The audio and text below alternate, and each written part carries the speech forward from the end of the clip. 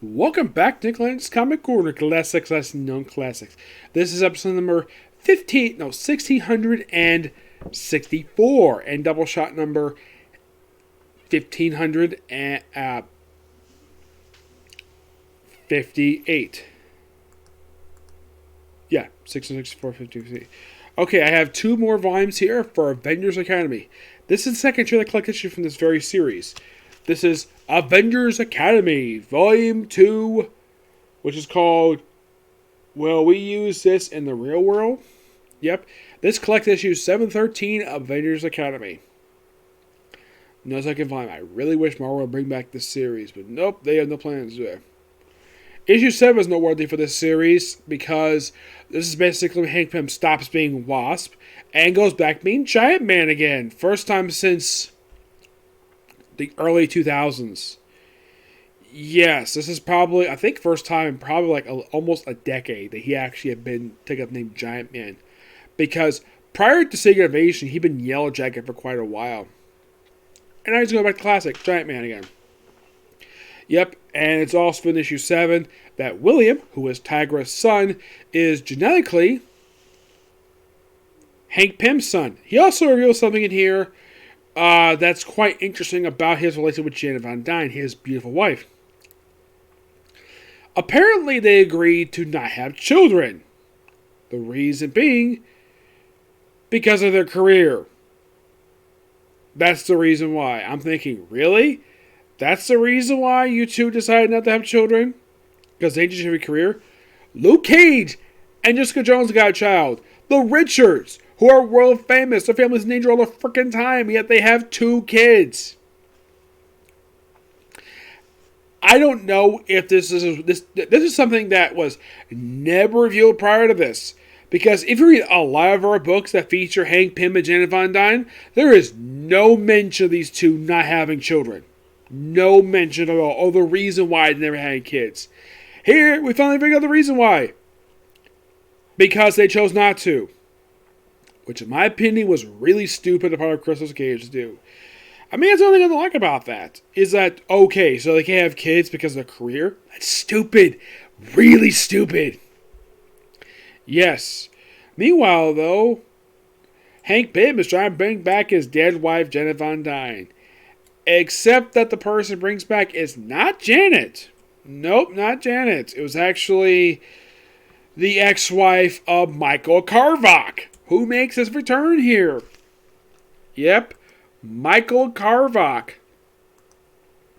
Who, by the way, is like the main villain of the current Iron Man run. Oh yeah, definitely.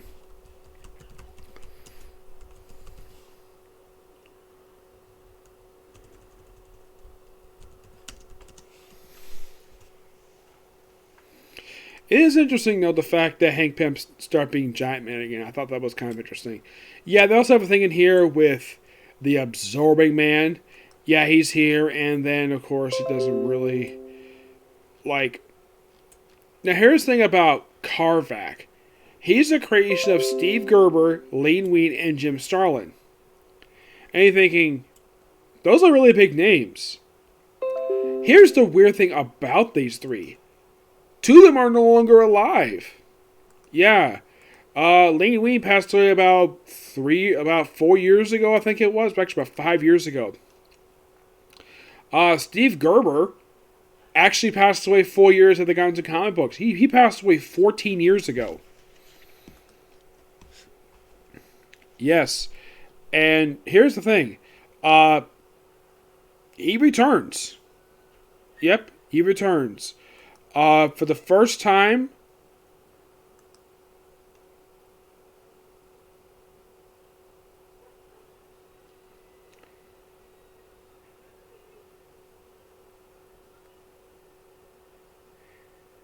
yeah, his last appearance was actually in Captain America Volume 3. That's when he came back, prior to this one.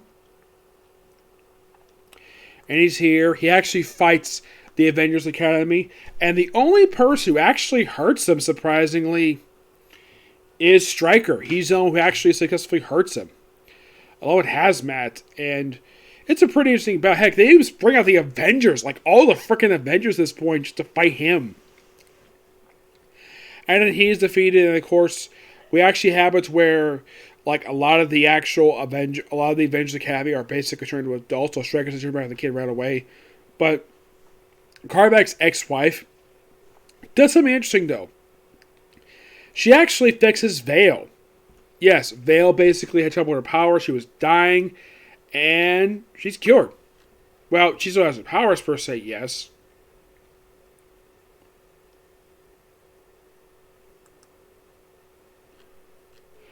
Yeah. By the way, after Carvach appears in here for a couple issues, his next appearance is actually in Guardians 3000, which this is the Dan Abnett version of this new handwriting, the Guardians of the Future, and now he's currently the main villain of, well, the most recent run for Iron Man. Yes. Though he also appeared in the first issue of the current volume for Defenders by Al Ewing. Yep. Oh, and the person is Carlin Tarvin. You're probably thinking, who is this woman? Well, not only is she Carvach's ex-husband, her father is the Collector. Yes. And unlike her ex-husband, her creators are very much alive. Her creators are Jim Shooter and George Perez. Yep. Now, there's also another story involved in here prior to the Carvach stuff. And this involves... See, apparently, get this. The Hood apparently recorded himself beating the crap out of Tigra and threatening her mother, a.k.a. the grandmother of William, her son. And it got posted to the internet. So, the Avengers Academy students, in response, think, oh yeah, Hood's in prison. No, he isn't. It turns out the person in prison is not actually him. He meets up with his cousin John Parker.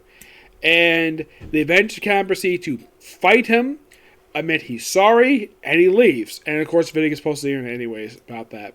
Well, apparently the video was shot by Vale. Oh yeah, and Hood says, well, I'll deal with those kids next, after my next big plan, which happens to be leading into the second arc of the Brian Michael Bendis run for Avengers Volume 4. So basically what happened here is explored there, which kudos on the fact that Bendis basically had them do that, which I thought was really awesome. Yep. And aside from that, well, basically, here's the thing. Tigra decided to foolishly, because the fact that she proceeded to beat the crap out of the Hood. Excuse me, and she got overruled for doing this. She proceeded to expel the Avengers Academy students. Why? Because they dare go out and beat up a criminal. Despite the fact that it was a response to what will happen with her. And then later on, they're put on probation. And of course, well, then Mattel gets a chance to, let's see, like, wrap the probation thing.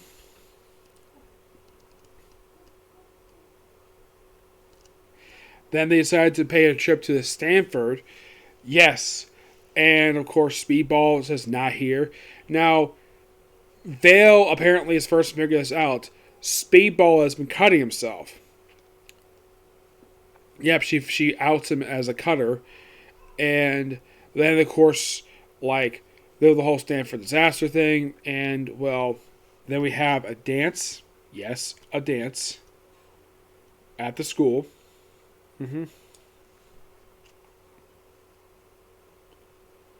Well, actually, the dance happens a little later. It happens in the very next issue. Yep. And, of course, Tigra and Hank Pym decide to do something. Of course, then we have Firestar get into a fight with her ex-fiancé, Justice. Oh, yeah. And while this whole, like, homecoming prom is going on, yeah, here's the weird thing about this. Yeah. Meanwhile, though, Hank Pym and Tigra are doing it in Tigra's room. I'm like, okay. Man, Hank Pym, you dog. You get this beautiful Catwoman to sleep with you. Damn. Though, I think these two have had a thing for each other since the 80s. I gotta say, this was pure fun. I give this book I'm gonna give this book a 9.5 out of 10. I would give it a 10 out of 10, but that comment by Hank Pym really ticked me off when I was reading this again. It's been some time since I read this. Okay, next up it is Avengers Academy second semester. And I believe this is the fourth. This is actually the fourth trade that collect issues of Avengers Academy. Though it's not listed as volume 4, it technically is. Also, the Smith and Crystal Cage is the writer of this book. Mike McCone only does 2 issues of this entire book. Yes, he does the covers for issues 7 to 12, but the interior artwork he does for issues 8 and 9, while 7, 11, and 12 is by Tom Rooney, and Sean Chen does issues 10 and 13. The cover art, this one here, that's Mike McCone, and the last issue is done by Billy Tan and Leonardo Ola. Yep. Now here's the weird thing, though. Now next trade I had between that one and this one was the Fear Itself Avengers Academy, which I'll eventually cover that at some point.